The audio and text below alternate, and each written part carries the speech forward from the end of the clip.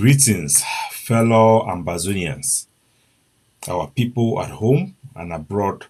I bring una all revolutionary greetings to our refugees, our IDPs, our political prisoner. I salute una all for this today, this very faithful day that the Lord has made. I bring una all salute.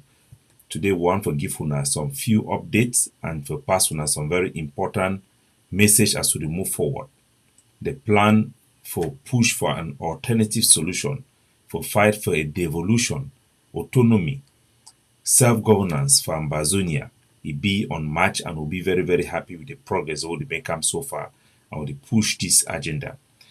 And we'll have announced for our public, so we're going to be transparent for everything we'll do and for on our behalf, because we believe, say, informing our public is part of restoring their dignity, their respect, their sense of entitlement. And that is what the People's Right Advocative Platform will always do. We'll get one very big announcement and then we'll get a few updates for Gianfona. The first announcement, now say the big meeting where we call them with all Ambazonians, important personalities, activists, organizations, and individuals who have participated to sustain the resistance and the movement that started since 2016. That meeting will be held on the 18th of this month. We have scheduled a meeting.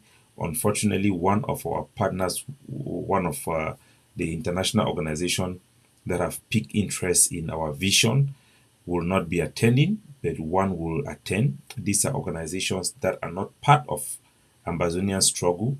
These are foreign organizations that we have approached, and they have taken interest in our approach to our people's right and their plight. These are organizations that seeks for justice, and they have think that they can support our vision and our outreach. So we are very happy to have these people we call partners, international partners for justice for our people. So our leaders and activists will be able to have a chance to hear our proposition and hear what these people think and how they can help us to achieve justice for our people. So this meeting is important. It's not a public meeting, but I want the public to know. Every step we make the public to know. So these are the very important things I want to say. All our activists are invited, irrespective of what group you are. You are invited. If you have not received the invitation, please come to us so that we can provide you a link so that you can participate in the Zoom meeting. That Zoom meeting is a prelude to a Canadian conference that we will call next month, probably mid next month or close to the 28th of next month. So that is what we are going to do. The proposition of the People's Right Advocative Platform that we have just announced, that we have seceded in hostility and embraced the peaceful means, is the best way for us to be able to advance and make progress for our people. We believe that is the best way. Our international experience shows us that is the best way. We have made this decision with a lot of calculation and we have made a big progress. Us going to be able to present our case in the United Nations will be the biggest step our people have ever had. And this has been made possible by the concessions we have made. So our people should trust our instinct, should trust our research and our plan to achieve goals, meaningful goals, tangible progress for them. So I want to say that the response from the Cameroon side for our cessation of hostility have been very positive in two ways. Yes, they sent out Dr. Nicholas, how do you call him? Nick Ngwanyam, who is a very low CPDM person, to basically congratulate us and to give a little bit of the thinking and the vision that the CPDM regime and the president of Cameroon is contemplating, that he wants to return back to East Cameroon, West Cameroon, and give the East Cameroon a house of legislature similar like what we have. And those things are very good, but as we tell our people, the most important thing for us was not the declaration made by Dr. Nick Ngwanyam, but even more was Rene Sadi. We have granted a couple of high-profile interviews about our cessation of hostility. One of the very main interview we granted was to the RFI. It is a highly reputable French radio and TV program that we had that interview with. And they approached the Cameroon government through their official channel to get the response of the Cameroon government to the cessation of hostility. The reaction from the office of Rene Sadi is very important. It shows the hard lines within the regimes, the hawks, and their response was this time, for the first time, they said that, wait, we are going to come back to you. And that is indicative that the regime is taking this proposition seriously, but we have no delusion. We have not formally submitted the peace plan yet to the Cameroon central government. We will do so only when we have support, a threshold of international support for us to be able to do so. We will not make the mistakes of the past. This is very crucial. We have to have the ability to get international support for a specific proposition for our people. That is what we must secure. That is our road plan. We cannot rely on Cameroon alone. And once more, I want to remind our people that this proposition will make a lot of people within the regime to go to the extra mile. They will try to eliminate us. And even internal enemies, they will also try to eliminate us because there are more people who are fighting to keep the war going, to keep the ducks of war, as they call it, and to keep the economy of war going. There are people who are vested to make money out of this war, and they will go a long way. But our people should know that as elections are coming to Cameroon, we are still going to be the biggest losers because the biggest winners of this game are the regime. They have wiped out all opposition. They have wiped out everybody of significance who could make progress for our people. Kadinatumi died in suspicious manner, and I will still remind our people so that they know that we are not naive. Because if tomorrow the regime, they get to me, you people should be able to carry on this dream. We have to build a system and a dream that is not based on individuals. So far, my organization have used the guerrilla approach. That means members have decided, my cabinet have decided to stay anonymous. They have engaged in international partners in meetings and stuff. You people have had the opportunity to see some of them on ground zero, in ground one, talking to our refugees and letting them express their voices. But for the most part, we have chosen this path because we are at war and we have enemies externally and internally. We also have bullies. So we have chosen this path to push our objective forward. So, fellow Amazonians, I will be giving you people a lot of information. We are working extremely hard to make sure that we deliver for our people. And this is very important. John Frundi also died in very, very suspicious manner because of the role he played. He was a very powerful voice that stood to advance the Anglophone's identity, irrespective of his politics. Where is Mbanda? Mbanda have gone. Where is Senator Kemende? They have killed him, using only our own people. Where is Lawyer Sama? Lawyer Sama is gone. They are killing them using only our own people. And it will continue like that. And we have to be very careful. We know what we are doing. So it's important that we transfer this capacity to our people to be able to follow through. Now, there are a lot of things I want to say that I can't say because we have to keep space for diplomacy, but we will continue to work hard. And we pray that God should touch the heart of Paul Biya, who is the president of that country, to take this peace plan that we have offered and engage in a project for negotiated settlement. We are not begging, we are pleading on behalf of the people. It's different. It's an appeal we are making.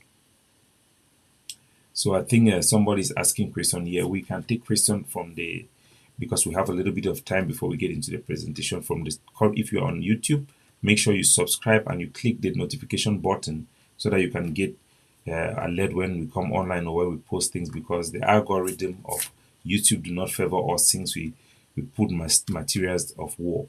So he says that please PRAP, a political party, non-government organization, an association fully registered.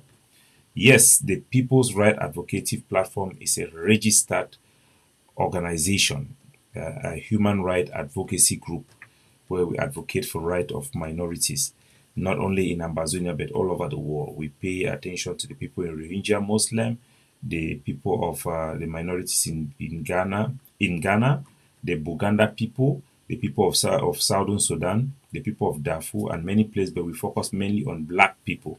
So that is our platform. Mr. Ebeng Emmanuel, I call him the Lion Man. He's a very bold man and he carried the true spirit of we Anglophones. We are bold, we are not afraid of anybody, we speak the truth. And I salute you, my brother. So, yes, my people, we are doing the right thing. There is no shame to do the right thing. We must be able to know where we are. Right now, the war is not going in our favor. Only people who do not reason will say that the war is going in our favor. This is not a shame to say, to acknowledge the truth. It is for the sake of our people who are suffering and dying. Some activists have come up that they want to do fundraiser again to support our forces in Ground Zero. I can never oppose anybody from trying their own hand. But whatever we do, we must calculate and see, are we going to be able to have the impact on the ground that we want? Or are we going to be sacrificing the life of young men for nothing when there are alternatives for us to advance their cause? Our focus have been derailed. Our soldiers have been entangled with economic interests. Organizations in the diaspora, when we started this war, everybody stood up to fight for the people. But people had agendas already. People who came into this struggle who were church rats, they had no jobs. You all have seen Chris Ano how he has evolved, Sako how he has evolved. Don't expect that anything good will come from these people. We have seen the wise ones like Ayabacho who could speak very well. What have he gone to? Where have he gone with us? He has become a war criminal.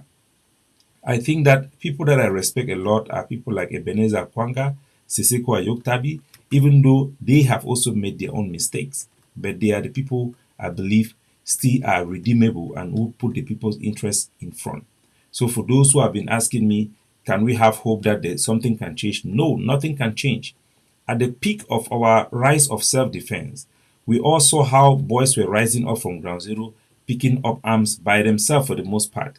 It was left for us who are in the diaspora to coordinate them, to help them to be able to make the type of military advances that they could make.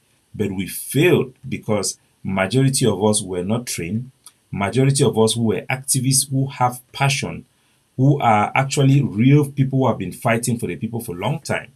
Somebody like myself, Mark Barata, Tapang Ivo, most of the real activists did not lead this struggle. We let the boys to rise up.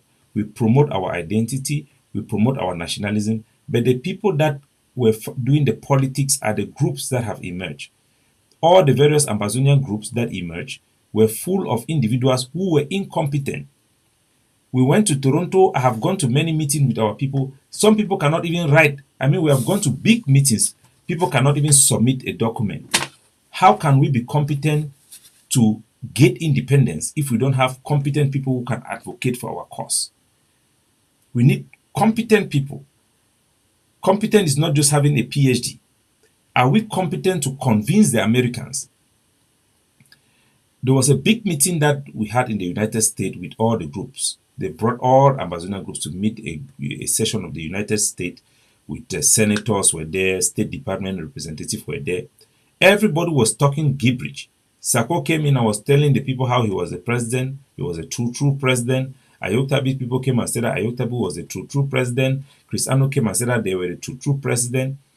So all these people are living in their own war. They cannot convince anybody. They cannot even articulate our case or even make rational articulation about our case. They are incompetent. They are really incompetent. So we cannot expect that they even have the competency to be able to make anything happen. In 2018, when I was pushing the issue of the takeover, we had roadblock from our people because even Cameroon intelligence were influencing activists to come out and say rubbish, blocking soldiers from crossing one village to another. It disturbed a lot of things. So I will not go too deep into those, our pain of our frustration and how we did not maximize our advantage we have in this world. But our people should know that the fighting right now is counterproductive. The fighting is not helping us in any way. We must now seek to use soft power, non-violent approach for in order to push our cause. We must now conform our ideology with our own reality. We must now seek a solution that is attainable and deliver peace to our people. We, for the People's Right Advocative Platform, we have proposed, we are pushing for the agenda of one Cameroon, two people, because it is attainable. Our people want us to deliver for them. We are speaking for our people, not just for ourselves. So this is the truth, and this is what our people stands for. So I'm going to play two videos to push this agenda forward to our people. The first video is one of the reaction from our people from Ground Zero.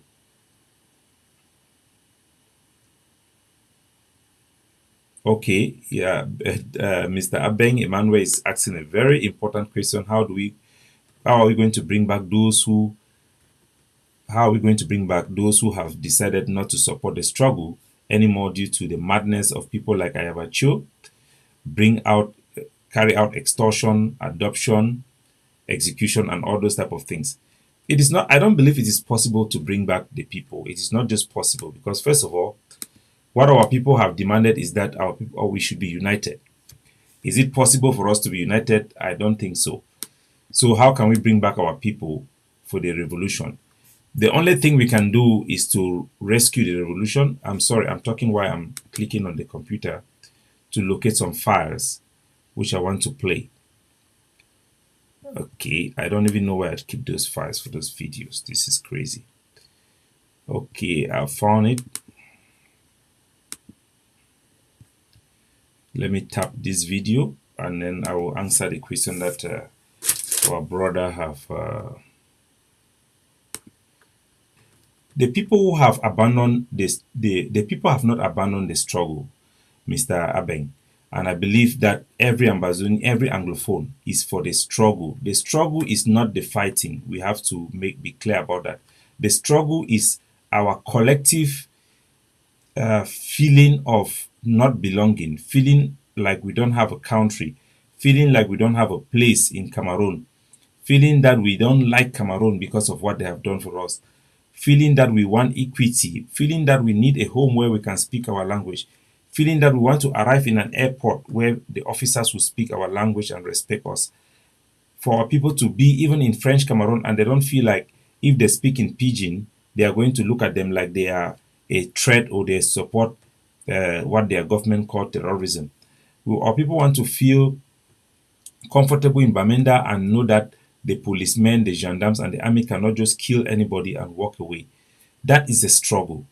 Our people have not abandoned the struggle. What our people have distanced themselves is from what Ayabacho is doing, act of extremism. Our people have rejected extremism. They don't want extremism. They don't like extremism. They don't like excesses of lockdown. Our people have expressed themselves. They have already gotten over a threshold and our people have rejected armed struggle already.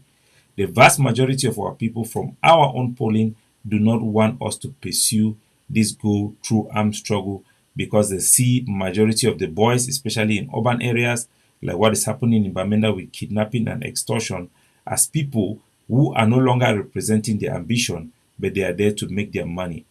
The leadership in the diaspora, the various organizations, are also seen as people who are there holding our people hostage without any tangible plan. For 8 years, they have not been able to make any tangible diplomatic gains. But they have had individuals who are criminals like Ayabacho, extremists, people like Ayabacho, not Akwanga, I think Sako and Crisano, people who are very corrupt, people who don't care about our population. They have also seen even our own activists, how they have also not displayed the expectation of this, let me call it Premier League. Look at not that they were not patriot. All of these people are patriot. I don't believe that Sako hate Ambazonia or Cristiano hate Ambazonia. It's just that by their nature they are who they are. Look, somebody like Mark Barata, which we all love, we like him a lot. He came out to support kidnapping for ransom. Mark Barata came out and said soldiers they have the right to go and kidnap people for ransom. Look at JK. JK came, he was saying that people could go and commit some atrocity and people would not know to use this atrocity. But I believe he's a very nice guy. I love JK very much. I love Mark Barata. Look at all of the people. Sama Thomas, he called for people to attack the UN, slaughter people. It is just people who love our people. They want freedom, they want independence. They are desperate for that, but they are not competent. They don't understand how the world works. You see, right from day one, when I came up, people said that Capo Daniel is controversial because I say things that people do not say, or I say I speak our mind, and this is not just my nature. I think it is also from my history in this struggle, what I've seen and what I've learned. When the Eric Tato was very popular at his peak, and he was asking people to chop off the hands of people, it was not easy for me. I came out, I said that is wrong, that is war crime. It will not work. It will just make us to lose the struggle. People could not believe that I could challenge him, and they shouted on me, but he didn't stop me from saying the truth. When Sako came out was stealing money, even though he used my platform to advertise my trip to Boya, I came out to say that he is a con man. I went to look his background and I told our people. People were saying that I'm controversial because I say things that people could not say, or people did not feel comfortable to say. But I believe that the stakes are too high that we cannot play when people are dying, especially those of us who engineered the propaganda of this struggle. So this guy is saying Marvin Records said that Ayabacho will free you. Go and rest. Stop deceiving Ambazonians. The thing is that if Ayabacho can free us, I'll be very, very happy. But he cannot free us by killing our own people, attacking our own people, committing war crime. He's the only leader amongst our history that have been indicted for war crimes. The human rights report about the public execution in Kozang have said that those who perpetrated that crime will not go unpunished. And trust me, Ayabacho will go to jail for war crimes that he has committed. Criminals do not liberate people.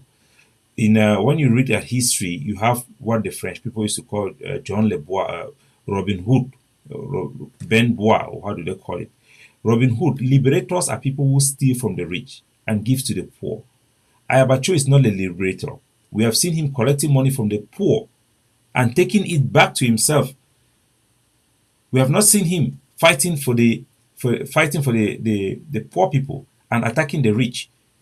Ayabacho did not attack the Cameroon Prime Minister in Santa, Achidia Achu. He went and attacked John Fundi, who represented the poor people. They didn't attack big CPDM parliamentarian. They went and killed Senator Kemende. So who are you fooling? Is that a liberator? He's a criminal. His place belongs to jail. You have people like Mandela who were condemned for being terrorists, but they never committed any crime.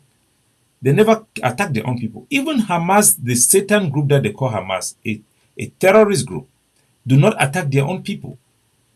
Ayabacho is a shame for anybody who carry the name a liberator. He's a shame. He's a con man. If you want to know Ayabacho, look at the picture where he was beaten up in a bar and he came and lied that it was Cameroon military. He doesn't have any honor. People who lie do not have any honor, do not have any dignity. Nothing good can come out of them. I swear to God, nothing good can come out of Ayabacho. Whether you can speak well or not, nothing good can come out of Ayabacho. I've worked with him. The way he turned out to lie against his own people, the amount of people he has murdered. You cannot say that Ayabacho have not murdered people. The people in Gozang are ones that are public evidence because he has confessed to that through Mumu Lucas. So please, stop dreaming. Ayabacho is a criminal. He will end up in jail. He's not able to liberate even himself. So I'll play this video and I will get into this presentation. If somebody have a question, you cannot call because my phone is not with me. I forgot it at my workplace. But you can type on the comment section and I will respond to your question as we carry on this show. So this video is from one of our activists on Ground Zero. He's an Anglophone and he made this this presentation which I want to address. So let's watch it together.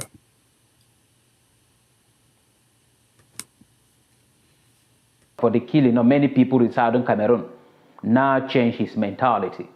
And that is what we are preaching, and that is what I stood for, and that is why I am on social media for people to change their mentality positively. And I am. So I'll just stop this one to respond to Abeng Emmanuel. Yeah, I think he's a very regular person. I think we all love him, love his nice baby. I think I follow him on social media, and I think he's an influencer.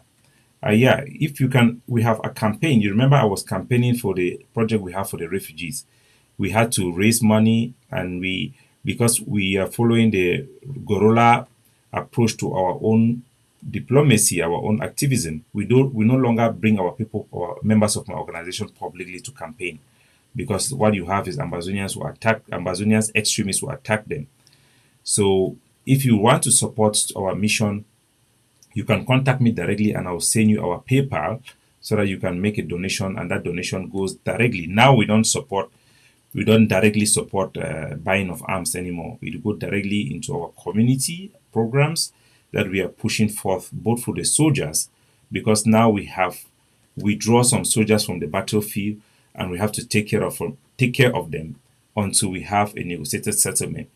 We are also taking care of some networks that we have on the ground to be able to do the things we do. So please, anybody who wants to support us, contact me. I will give you a PayPal account and you can directly support our effort on the ground. So let us go now to this video. It is this guy. He's an activist on Ground Zero, and he come out like many people are reacting to our declaration of cessation of hostility and our embrace of the non-violence approach to advocacy for the right of our people. Let's listen to what he has said and we'll respond to him. That is Capo Daniel, somebody who have been on social media, somebody who have given order for the killing of many people in southern Cameroon, now change his mentality. And that is what we are preaching, and that is what I stood for, and that is why I am on social media for. So I'll just be cutting it so that people would understand. I will speak in English and French, in English and Pidgin. Yeah, he said that Capo Daniel, myself, that I've ordered for the killing of many people in Ground Zero, and now I have changed my mentality. You people should know what is the truth from what is people's own impression. Sometimes facts are different from people's impression. Yes, me, Capo Daniel, I'm a command officer. I've ordered our forces to carry out attack against Cameroon military, not against our people, against the Cameroon military that was responsible for the killing of our people, the burning down of villages. We acted in self-defense. We invoke our right of self-defense. As a citizen from West Cameroon, as an Anglophone, it is my right, it is my duty and my obligation to my community to protect them, to act to protect them. As the Cameroon military launched the operation to kill our people, burn down villages, I acted in my right of self-determination out of our right of political participation to organize boys to fight against the Cameroon army. I've never, ever, will never, ever ask anybody to kill our own people. I've never done that. So I just want to put that. Let us listen to the rest of the video and we'll respond to it. People to change their mentality positively. And I am going to say congratulations to Capo Daniel for changing his mentality positively, for sitting and looking and re-examining. He is not the first person coming out to talk about negotiation. He's not the first person talking about reflecting into the struggle for the people of Southern Cameroon. I've been on social media since 2018 talking about this particular issue. I was the first person who opted for and campaigned for a neutral body to end the crisis in Southern Cameroon, where we will sit and talk about it.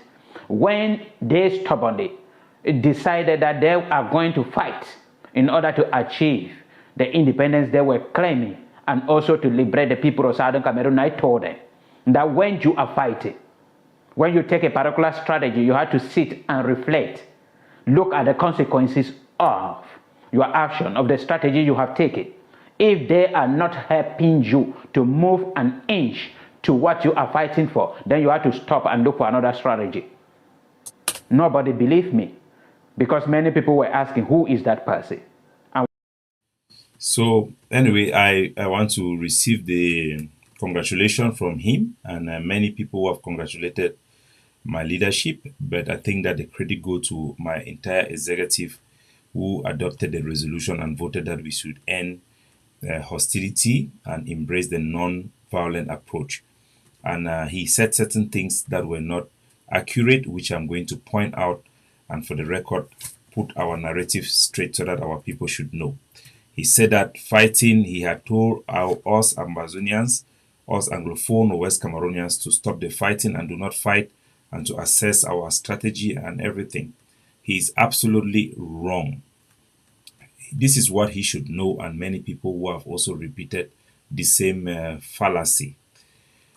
When our people started to rise up in 2016, following the discrimination of a law case in the High Supreme Court in Cameroon submitted by Harmony Bokpa, where he was ordered by the judges there to go and translate his submission into French. When this problem started, we had the consortium of all civil service. The consortium, they came together to collectively represent the interests of all Anglophone sectors. And the proposition to the Cameroon government was for a form of federation to resolve all the problems that the various Anglophone segments and segments of the society were suffering. What happened was that the Cameroon government initially dismissed them until they became active in, they decided to go to the street. And I was suggesting for them to use social media. I was the first person to reach out to Popga. Harmony Popga was a very honorable person that they should use the social media. We were very we were there in those initial days.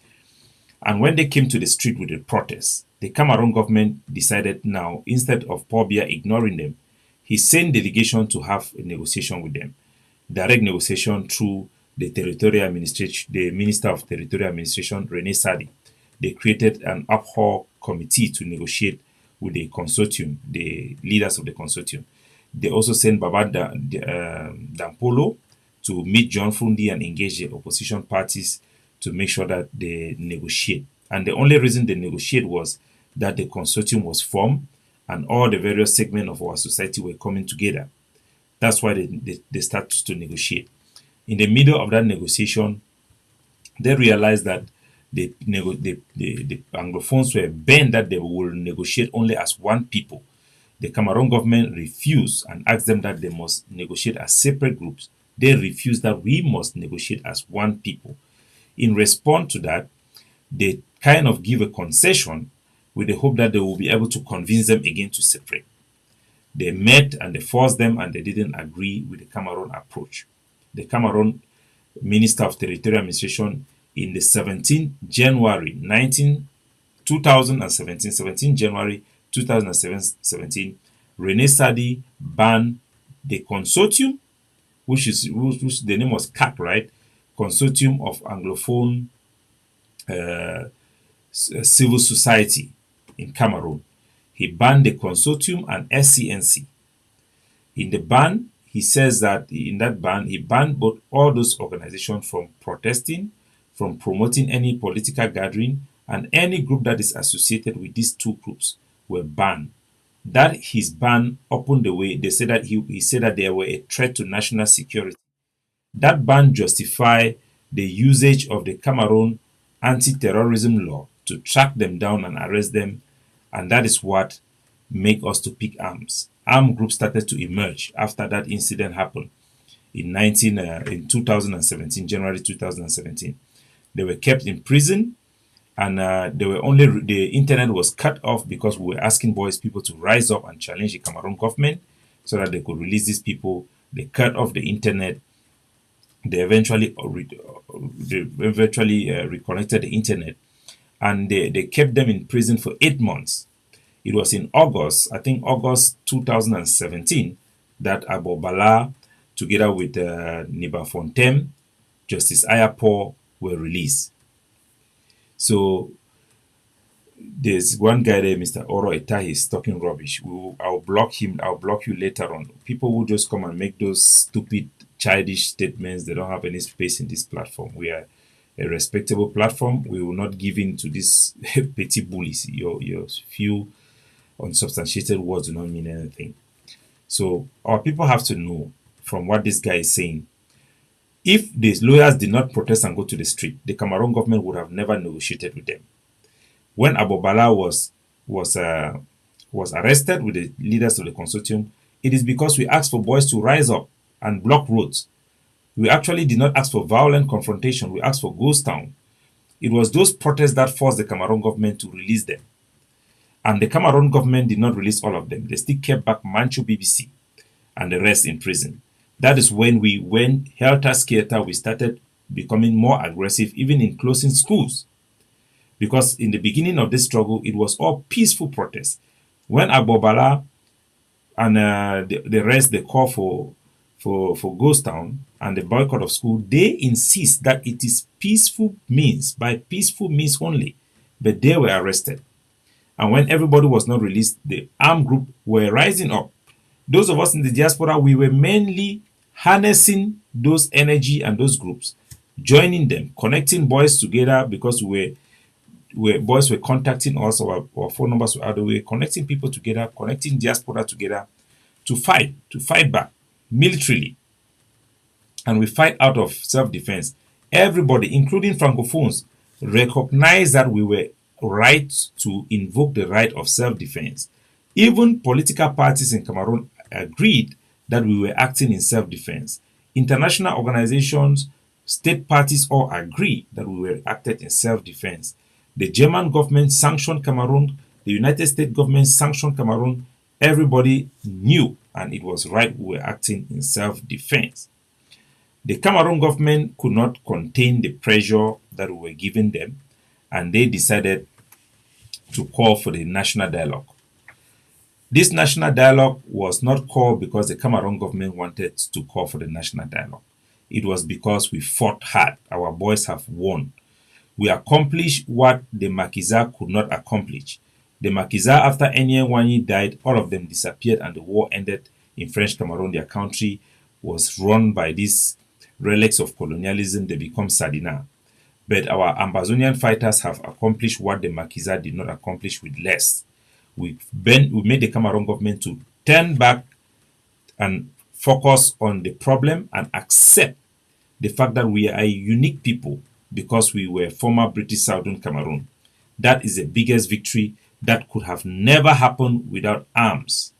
That victory happened only because we picked up arms. After that victory, it was now our place to reflect and engage Cameroon positively on the way forward. Yes, in the initial stage, we promised two things. We are going to defend and liberate. We are going to get independence by liberation, or recognition by liberation, and defend. What we have accomplished with armed struggle is that Cameroon will never govern our territory without a cause. Our people will never give Cameroon the consent to govern our territory without us having a meaningful saying in that. Yes, we cannot liberate our country completely. We cannot have the independence. But we must also accept this reality that yes, we can. We also have our own limit. We can stop Cameroon from governing our territory. There is no way any governor, any mayor will ever be in our territory and feel safe because of this injustice. But that is as far as we can go right now. We must acknowledge this our limitation. My interview with Mark Barata, he said it clearly that we cannot win Cameroon. We cannot liberate by force. Cameroon also cannot win us. They cannot completely end our resistance. We will always resist them. So it is the right thing and the right time for us to come and reflect and look for a way forward. The only way we can look forward, a way that can be attainable. Based on our experience, we have come up with a vision for one Cameroon, two people that will have a constitutional amendment that will clearly state that our territory is a state. Cameroon is also a state that came together to form this one Cameroon. This will preserve our territorial integrity. It will preserve our statehood within the constitution of Cameroon and make sure that that distinction is there. So these are the propositions that we have made. We can only make this proposition because we have fought this far, because we have a leverage, because Cameroon can never govern our territory without paying a price. So those are the facts. For the people who think that the armed struggle was wrong, no, we were not wrong. Without the armed struggle, if we had followed Abobala and the rest of those people, Cameroon would have never made the concession. We could have never had the so-called, even the special status that we don't accept it. They could have never given those things to us without the armed fighting. So we were justified in the fighting, but it is time for us to end the fighting. It is time for us to put solution on the table. Cameroon have put their own solution. The special status is their own solution. We as Ambazonian, we must put to the table a well thoughtful solution, and to ask for the independence when you cannot have it by yourself. We can't ask for independence because we can't have it by ourselves. We are not winning the war. We have to make some concession for the sake of our people to end this war and to gain something for them. Mr. Emmanuel Ambeng have asked another question, I think with a different Facebook page. He said, I listened to you, Capo, on the Prime Media and have been following you, and you represented the voice of many like me who do not want Ayabacho's madness and senseless violence. Yes, that is just true. We represent more than 90% of our people right now. The vast majority of people who do not accept our vision are mainly people in the diaspora who are caught up with the group politics. They have become so partisan that they are putting the groups ahead of the population. They are even putting our ideology of independence above the people themselves, the survival of the people. They are basically saying that all of our people can die for an ideology, even when they know that we cannot have that ideology. That is madness. If you know that you cannot win a war, and then there is the other side have made some concessions, even though you don't like it, you are obligated to bring out some concession. It is the right thing to do. It is a rational thing to do. So our vision will restore our dignity. It will give us a pathway in the future for our people to be able to demand for independence through democratic means. So this is the right thing to do. I'll also play a video from and what Mr. Abeng is saying, the extremism, Ayabacho have embodied the extremism because he's the only leader who have publicly, it's not somebody saying on his behalf, said that he's not going to follow the Geneva Convention. He has carried out public execution. He continues to launch attack against Ambazonian villages. He's now fighting against Batibo without any significant fighting against the enemy. So definitely a lot of people have been turned off by him, and we think that that is very significant. So yes, he has a fanatic fan base that are not reasonable anymore. Unfortunately, that is not only Ayabacho. There are many individuals in our struggle who are very good men, in speech, even our youth, who are very good people, but they also do not want to move forward. I give example, I will quote Mark Barata because I've played his audio, my conversation with him talking about this topic. Mark Barata has accepted on tape that we cannot win the war. We cannot have independence. If you know that we cannot have independence, why are you insisting to fight on independence with the hope that Cameroon is going to propose a solution? A person who wins a war cannot propose a solution. When you make a case that we are at war, when you lost a war, you don't come to they impose on you. So we don't want this war to get into a place where we lost completely, to get into the total loss scenario, which I've been explaining to our people time and time again.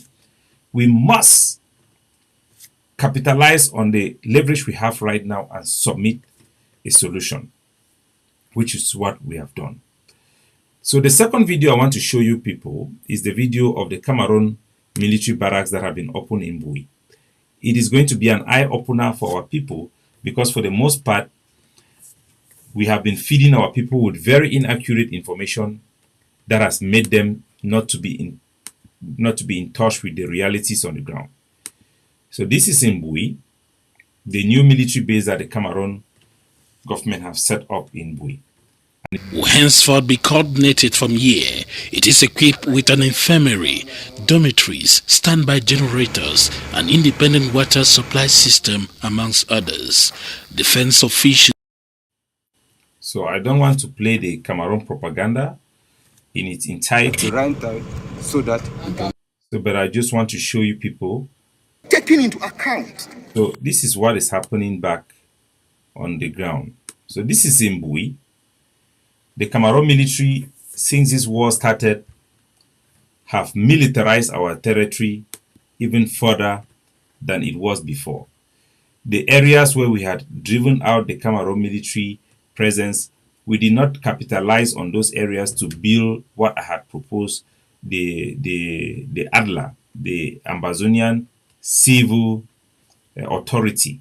I have been preaching about it, asking for us to allow our customary law to fill in that gap. Everybody was opposed to it. And today, the Ague of C is trying to replicate it, but they are going about it with atrocities that do not make it attractive to anybody. The Cameroon have opened a military barracks in Kumbo. We have not been able to remove the roadblocks there. How are we going to remove this one? They have opened a barracks, a new base in Minchum. They are opening bases everywhere. So after 8 years, we have to sit down and assess ourselves. Have we removed any significant presence of Cameroon military? It has actually increased. They are planning to recruit 8,000 troops, according to what we are hearing this year from really reliable information. They may end up recruiting 4,000. That will be even double the amount they recruited last year. So, are we making progress or not? Our generals and soldiers who are dying, are we replacing them now? We are not replacing them because our call for uprising have fallen down because of the bully of Ayabacho and his fanatic fan base. They have bullied Mark Barata to silence. They have bullied Tapang Ivory away. They have bullied everybody who were fighting this war and replaced it with their own partisan group. Their group is like a political party. Everybody must belong there or you will not speak. The same group with all the other organizations. If you don't belong to a group, you cannot speak. So that is self-defeating. It has silenced every other person who was speaking from a neutral point of view. And the few activists that we started this struggle with have all been recruited into these groups and served their purposes. And there is no way you could fit in that. I am an example. I've served in the IG, I've served in the Ayabacho group, and I could not fit there because at the end of the day, I realized that they were more fighting for Ayabacho positions in a post-conflict period. So our generation have an obligation to fight for our people and not to follow those type of blind surrogacy. That is why this organization is born. We speak for our people. I guarantee you 100% on the ground, everybody is with us. The only people that are not with us are people who are now permanently in this position where they are holding our people captive now. They are the ones holding our people captive with the idea of independence, immediate independence, when we know you cannot have it. Okay. Yes, everybody don't want to hear about Ayabachu. It's not for nothing. I think we all know that it is not for nothing. People don't just hate him and for nothing. There is reason why people hate him. Who is going to love somebody who carry public execution, who burns palaces? If we hated La Republique for those things, who is going to love him for that? And it's a pity that he's an educated person. But like I said, La Republique will end up coming after him.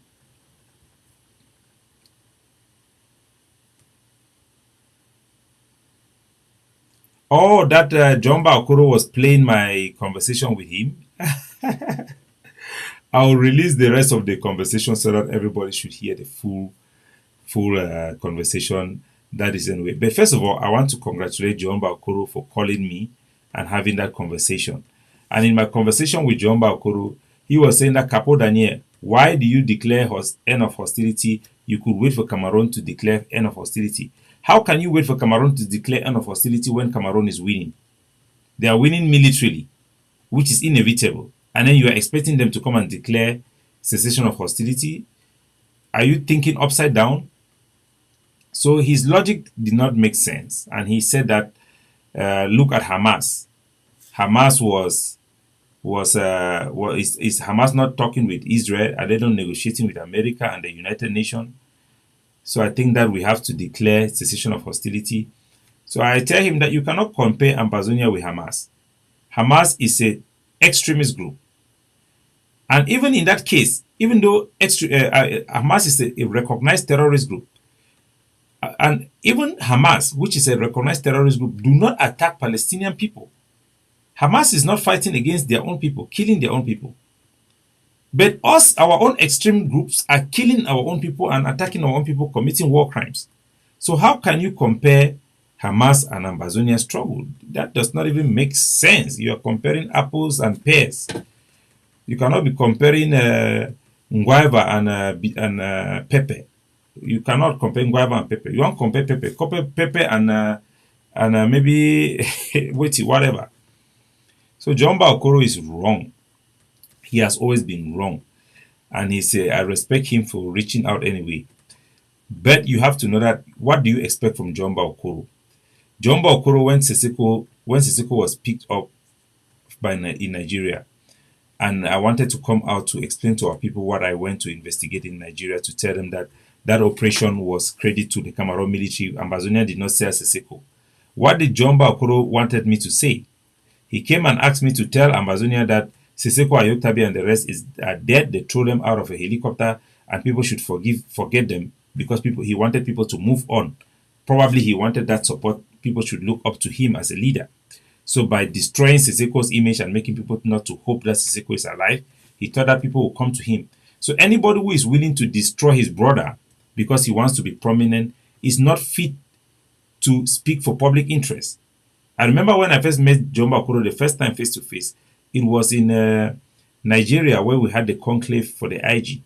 He came to me and was telling me that, do you know that Siseko is a CPDM man?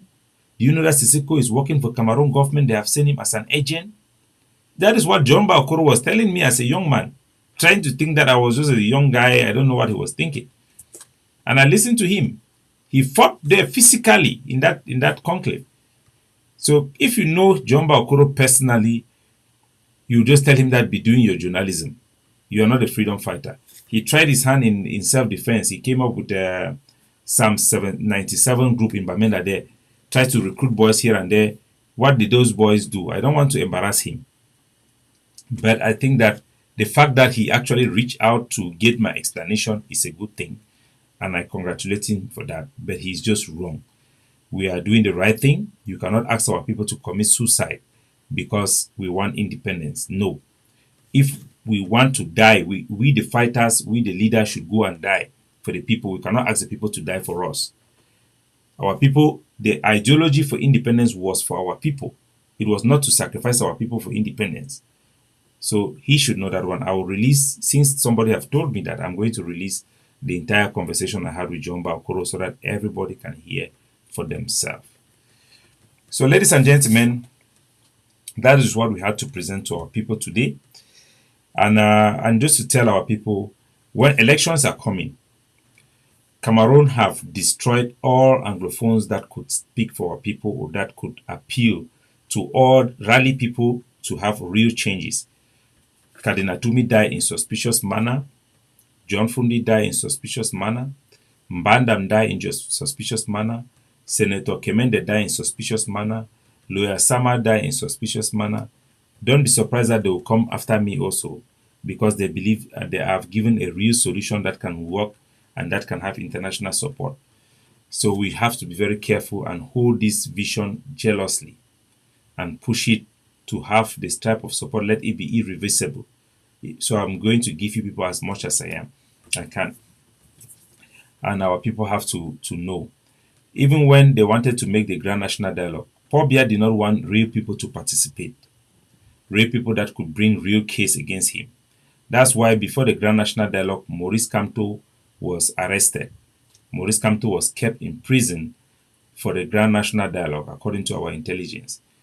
And his group, the CRM, was the only political party that refused to participate in the Grand National Dialogue. They said that they will not participate in the Grand National Dialogue until Maurice Kamto is released, which was exactly what Paul Biya wanted.